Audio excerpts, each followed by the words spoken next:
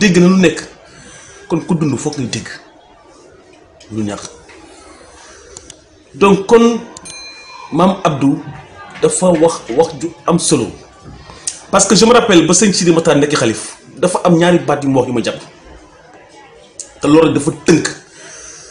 tënk lépp daal ci yar ku yarul doo yor dara yaru leen ne tamit bëgguma dégg murit ba tijaan comme d'habitude ñu ko gaañoon defee beneen bi mu ne fi jàmm rek moo fi am tey ëllëg ku fi andi lu jàmm di nga ko wutewoo ñu ñetti baat yu am solo yoo xam ne moo tënk àdduna te c'est très important sëñ Mountakha ñëw moo tamit ci xalifaam yàlla gën a yàggal sëñ Sidi Matar di ñaan suñu borom fayal ñu ko te yokk ay darajaam ay maqaamam te fa mu nekk ak sëñ Baara Falilu njaboot suñ tubaab yëpp ñi jiitu ak njabootu umma islamique bi yëpp ñi jiitu di ñaan sëñ Mountakha Bassirou suñu borom ñu jàll ko fi lool te wér mu wax bëgg rek lu waaye nekk lu dul jullite ak ragal yàlla nekkoo ci dara loolu lay faral di wax chaque fois c'est très important mais Sénégal dañoo dem ba nga xam ne benn instant dañu ñàkk comme si iman dafa rocceeku ci ñun quoi yàlla musal ci ñàkk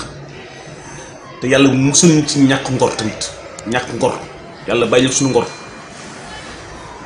c'est important donc sa doom bu góor nekk ci safaan nga xam ne mi ngi ci safaan nga xam ne saa yi bu génnee la muy def pour andi logo xam nga ni nekkul loo xam ne suñu borom gërëm la moo tax à la base fokk ñu xoolaat ma ci interpeller le gouvernement surtout le ministre de l'éducation que la base d'un peuple l'avenir d'un peuple dépend de la base su ma nee la base cela veut dire que la jeunesse jàngal leen lan mooy iman lan mooy patriotisme lan mooy civisme lan mooy ngëm-ngëm sinon rek li ñuy gis ci parents yi chaque jour ak seen njaboot gi mu nañu ko ne di gis te Mame Abdou Aziz Dabakh wax bu am solo ma bëgg rek ñamal lañ ci tuuti rek ngeen déglu après ñu ñëwaat nag ci plateau bi te buñ jógee ci Mame Abdou dañuy ñëw encore ci koo xam ni non comme que ñu dëkkul Sénégal ñooy dem bay jox dayoo suñu tarixa yi man dama naan ko ñu nekk ci réew mi di dingat baa ñuy sànni ñoom lu nu gëm la wala dañ leen jënd lan la qu'est-ce qui se passe parce que du neen y a quelque chose dedans ñu dégg Mame Abdou ñëwaat.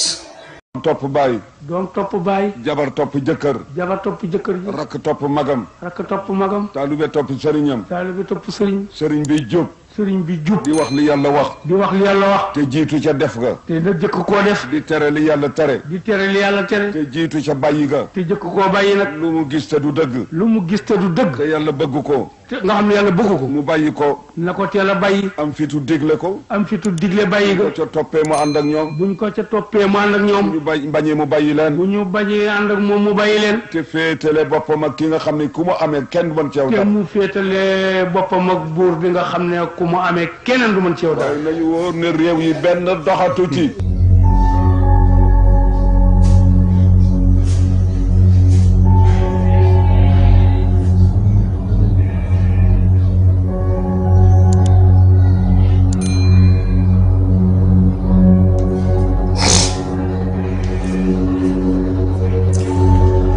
waxam ji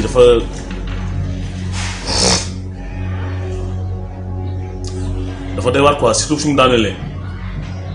donc man néew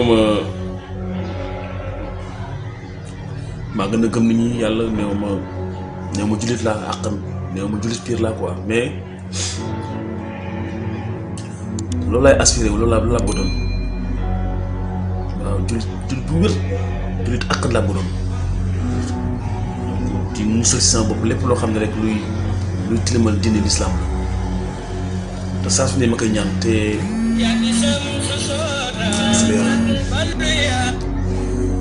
li may wax nii waxuma ko rek pour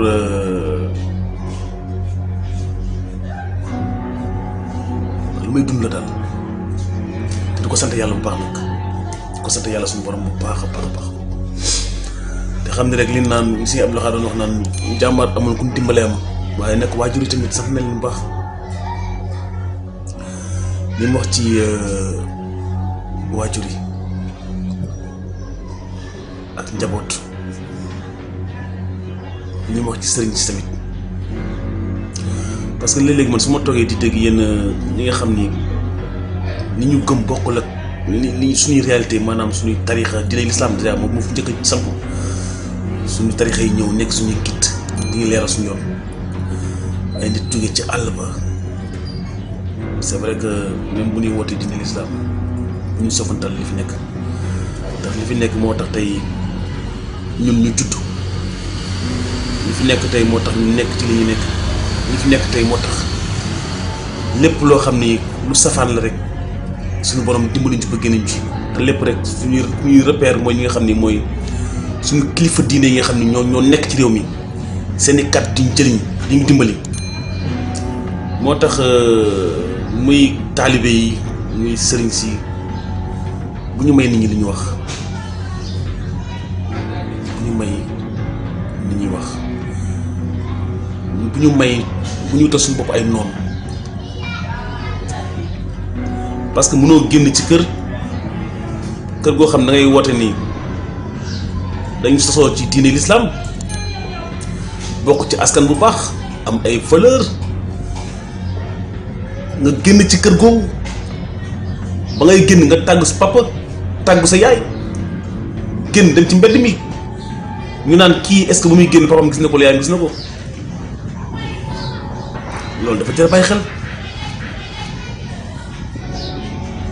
moo tax sëñ Abdou Aziz ñëpp a dégg wolof jëlu ma koy décorté jarul ma koy décortiquer quoi ñëpp a dégg wolof mais waxam ji jar bàyyi xel la jar na bàyyi xel bu baax a baax a baax a baax tey la bisu gàmmu te gàmmu ko dégg xam ni yonent bi sallallahu alayhi wasallam moo tax ñu koy def bis juddoom mu nekk ay ngëneel ci képp ku jullit te gëm ko di ñaan suñu borom nangu suñu ñaan ci yërmandeem maam Abdou yàlla ko yàlla na ko yàlla fayal te dolli ay leeram di ñaanal suñu mujjoom ma sàmba suñu fàllu sama sëriñ yàlla na suñu borom yàggal ko fi te yàggal suñu kanam ndax moom dañuy soññ ñu jàng ci moom lu bari